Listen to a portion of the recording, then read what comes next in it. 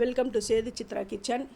Evening ஸ்நாக்ஸாக இந்த மாதிரி உங்கள் குட்டீஸுங்களுக்கு செஞ்சு கொடுங்க, எல்லாருக்குமே ரொம்ப பிடிக்கும். இதுக்கு நான் ஒரு சின்ன உருளைக்கிழங்கு, ஒரு 5 உருளைக்கிழங்கு எடுத்து வச்சுருக்கிறேன். இதை குக்கரில் சேர்த்துட்டேன். அது மூழ்கிற அளவுக்கு தண்ணி விட்டுட்டு ஒரு 3 விசிலுக்கு நான் இதை அடுப்பில் வச்சுட போகிறேன். கோதுமை ஒரு கப்பு கோதுமை எடுத்துருக்கேன். 1/2 ஸ்பூன் ஜீரகம், ஓமம் இருந்தால் கூட ஓமம் சேர்த்துக்கோங்க. கொத்தமல்லி ஒரு கைப்பிடி சேர்த்தாச்சு. உப்பு தேவையான அளவு. தனி மிளகாய் தூள் ஒரு 1/2 ஸ்பூன். எண்ணெய் ஒரு 1/2 குழிக்கரண்டி அப்படி சேர்த்துட்டேன். சின்ன குழிக்கரண்டியில் தான் நான் சேர்த்துருக்கேன். மிஞ்சி போனால் அது ஒரு 2 டீஸ்பூன் அளவு தான் எண்ணெய். இது எல்லாமே ஒன்று சேர்ந்து வர அளவுக்கு பிசைஞ்சிட்டு தண்ணியை தெளித்து நம்ம சேர்த்துக்கணும். இந்த மாவு கோதுமை வேணால் நான் மைதாவில் செய்யலாமா அப்படின்னா கூட அது உங்கள் இஷ்டம்தான்.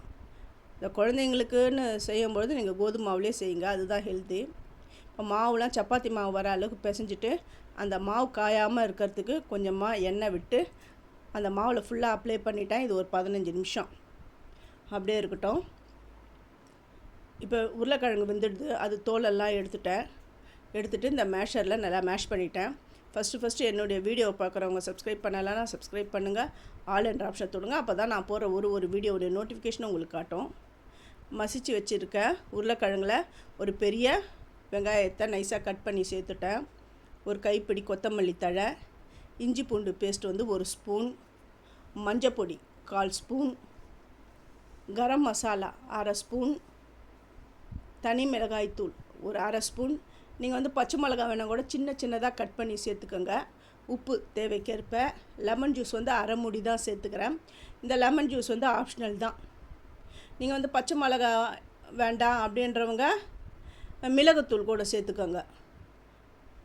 நான் தனி மிளகாய் தூள் தான் நான் சேர்த்துருக்குறேன். சில பேர் குழந்தைங்களுக்கு செய்யும்போது அந்த பச்சை மிளகாய் கடிப்படாதனால வேண்டான்வாங்க. அதனால் நீங்கள் மிளகாய்த்தூள் இல்லைன்னா மிளகுத்தூள் கூட சேர்த்துக்கோங்க. அது அவங்கவுங்க இஷ்டம்தான்.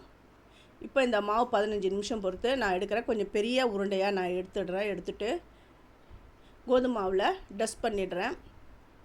இதை நல்லா திரட்டிக்கணும். நல்லா மெல்லிசாலாம் திரட்ட தேவையில்ல, நல்லா தடிமனாகவே இருக்கணும். இந்த சப்பாத்திக்கு மெல்லிசாக திரட்டும் அந்த மாதிரிலாம் வேண்டாம்.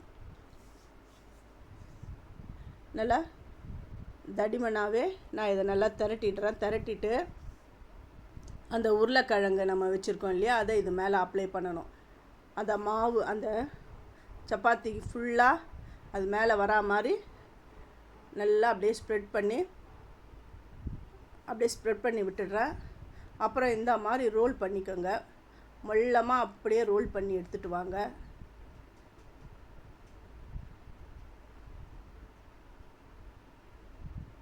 அப்படியே ரோல் பண்ணிவிட்டு அப்படியே சின்னதாக அப்படியே நல்லா உருட்டி சின்னதாக அப்படியே கட் பண்ணி எடுத்துக்கோங்க. இந்த கடைசியில் இருக்கிறதெல்லாம் அப்படியே சேர்த்து கொஞ்சம் கட் பண்ணி எடுத்துட்டேன். இருந்தாலும் அதை இந்த மாவில் சேர்த்து நான் திரட்டிடுவேன். இந்த மாதிரி கட் பண்ணுங்கள். அந்த கத்தியில் கோதுமாவை லைட்டாக ஸ்ப்ரெட் பண்ணிவிட்டு அப்படி கட் பண்ணுங்கள். எந்த மாதிரி வந்திருக்குன்னு பாருங்கள். இப்போ இதை அப்படியே லைட்டாக அப்படியே அழுத்தம் கொடுங்க. இந்த அளவுக்கு இப்படி அழுத்தம் கொடுத்துருங்க. இந்த ஸ்நாக்ஸ் டிஃப்ரெண்ட்டாக இருக்கும், ரொம்ப நல்லாவும் இருக்கும். இதுக்கு ஸ்நாக்ஸ் க்ரீன் சட்னி அப்படி வச்சு சாப்பிட்டிங்கன்னா செம்மையாக இருக்கும். தோசைக்கல்லில் அடுப்பில் வச்சுட்டேன். இது டீப் ஃப்ரைலாம் இல்லை, ஷாலோ ஃப்ரை தான். இது எண்ணெய் விட்டுட்டு எல்லாமே வச்சு அப்படியே பொரித்து எடுக்கணும்.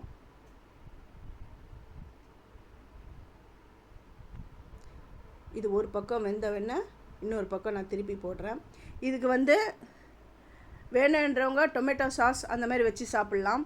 அது மாதிரி தொட்டுக்க எதுவுமே தேவையில்லை, சைட் டிஷ் எதுவுமே தேவையில்லை. நீங்கள் அப்படியே எடுத்து சாப்பிட்டாலுமே போதும். அவ்வளோ டேஸ்ட்டாக அவ்வளோ சூப்பராக இருக்கும். இது நான் சொல்கிறத விட நீங்கள் செஞ்சு பார்த்துட்டு எப்படி இருந்ததுன்னு எனக்கு கமெண்ட் பண்ணுங்கள். நீங்கள் பண்ணுற கமெண்ட்டில் தான் எங்களுக்கு கொஞ்சம் உற்சாகமாகவும் இருக்கும்.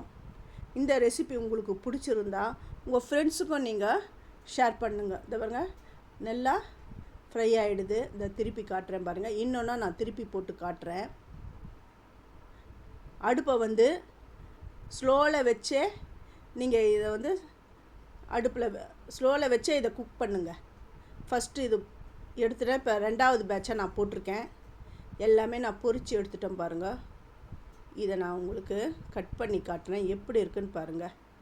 சும்மா சூப்பராக அட்டகாசமான பொட்டேட்டோ ரோல் ரெடி ஆகிடுது.